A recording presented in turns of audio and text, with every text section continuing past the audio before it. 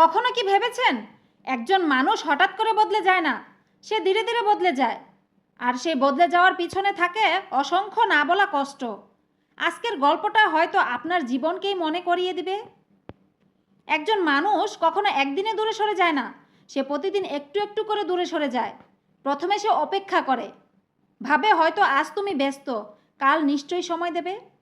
তারপর সে আবার অপেক্ষা করে, নিজের মনকে বোঝায় মানুষ তো ভুল করতেই পারে। এরপরও যখন একই অবহেলা বারবার ফিরে আসে, তখন সে আর অভিযোগও করে না, কারণ সে বুঝে যায় যে মানুষ বুঝতে চায় না তাকে হাজারবার বুঝিয়েও কোনো লাভ নেই।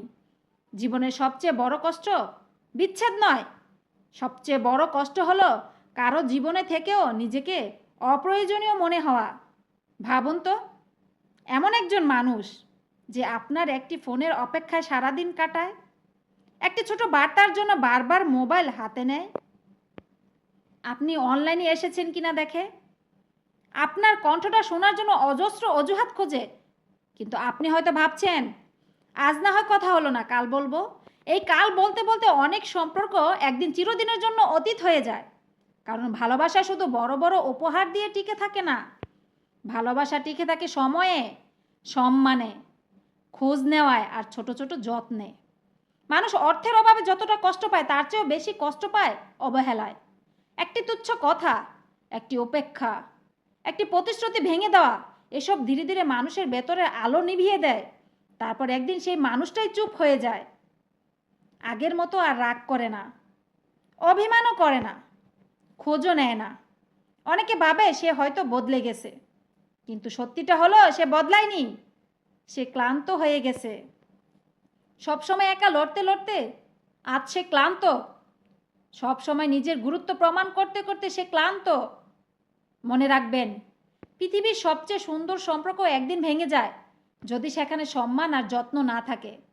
ভালোবাসার সবচেয়ে বড় শত্রু ঘৃণা নয়, অবহেলা। কারণ ঘৃণায় মানুষ প্রতিবাদ করে, কিন্তু অবহেলায় মানুষ নীরবে সরে যায়। জীবনে যদি এমন কেউ থাকে যে আপনার সুখে হাসে, দুঃখে পাশে দাঁড়ায়, আপনার জন্য দোয়া করে, আপনার অপেক্ষা করে, তাহলে তাকে কখনো অবহেলা করবেন না।